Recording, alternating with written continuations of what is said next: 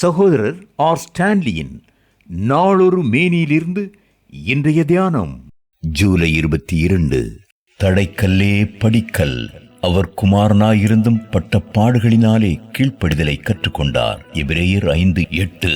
வாழ்க்கையின் வசதி குறைவுகளும் பொதுவாக நம்மை தாழ்மையுடனும் கீழ்ப்படிதலுடனும் காத்துக்கொள்ளும். அமெரிக்க குடியரசுத் தலைவர்களில் பக்தியும் பிரபலமுமானவர்களில் ஒருவர் அப்ரஹாம் லிங்கன் ஆவார். 1809 முதல் 1865 வரை அவரது குழந்தை பருவம் பாடுகள் நிறைந்ததாயிருந்தது. பள்ளிக்கூடம் என்று அவர் சென்றது ஓராண்டு கூட இருக்காது. 1831 தனது தொழிலிலும் 1832 அரசியலிலும் தோல்வியுற்றார். அடுத்த ஆண்டும் தொழிலில் தோல்விதான். அவர் மணமுடிக்கவிருந்த பெண்மணி 1835 காலமானார். சபாநாயகராய் போட்டியிட்டு 1838 தோல்வி கண்டார்.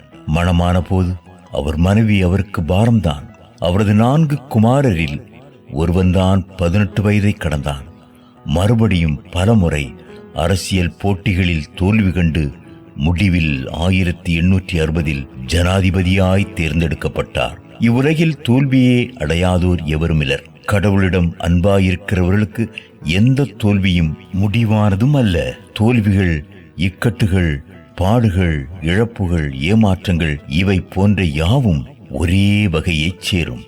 கடவுளுடைய ஆளுகையின் கீழ் இவை யாவையும் கீழ்ப்படிதலை கற்றுக்கொள்ள சாதகமாய் பயன்படுத்தலாம். கடினமும் கண்ணீரும் நிறைந்த சூழல்கள் வழியே கடவுள் நம்மை கொண்டு செல்வதற்கான காரணத்தை எபிரேயர் 12:9 பார்க்கிறோம். நம்மை பெற்றெடுத்த தந்தையார் நம்மை சிட்சிக்கும் போது அவர்களுக்கு நாம் பயந்து நடந்திருக்க, நாம் வாழ்ந்திருப்பதற்காக ஆவிகளின் பிதாவுக்கு வெகு அதிகமாய் அடங்கி நடக்க வேண்டும் அல்லவா? இறைமகன் இயேசு மனு மகனாக பாடுகளின் பாடசாலையில் கீழ்ப்படிதலை சிறப்பு பாடமாக எடுத்து 100% மதிப்பெண் பெற்று தேறினார். எபிரேயர் 5:9. ஒரு சில சந்தர்ப்பங்கள் தவிர்த்து வாழ்க்கையில் தோல்விகள் பெரும்பாலும் திருவசனத்திற்கும் திரு சித்தத்திற்கும் கீழ்ப்படியாததினால் ஏற்படுபவையே. தோல்விகள் நமது கவனத்தை கடவுள் பக்கம் திருப்புபவை. தோல்விகள் நம்மை முழங்காலிடச் செய்பவை. அடுத்தடுத்த தோல்விகள் நம்மை கடவுளுக்கு முன் முகங்குப்பர விழச் செய்யும். தோல்விகளில் இருந்து நாம் கற்றுக்கொள்ளாவிடில் நாம் தோல்வியடையத்தான் கற்றுக்கொள்ளுகிறோம். தான் செய்த முதல் காரில் ஹென்றி ஃபோர்ட் என்பவர் பின்னால் செல்லும் அமைப்பை பொருத்த மறந்துவிட்டார். அந்த தவற்றை அதற்கு பின்னர் எவரும் செய்யவில்லை. திருப்பாடகனின் அனுபவத்தை கேளுங்கள். நான் உபத்திரப்படுவதற்கு முன் வழி தப்பி நடந்தேன், இப்பொழுதோ உமது வார்த்தையை காத்து நடக்கிறேன். சங்கீதம் 119, 67, 71. வாழ்க்கையின் பெரும்பாலான தோல்விகளுக்கு நாமே பொறுப்பு.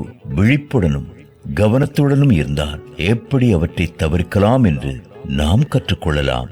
தோல்விகள் நமது திமிரையும் பிடிவாதத்தையும் அடித்து நொறுக்கி கீழ்ப்படிதலை எளிதாக்கும்.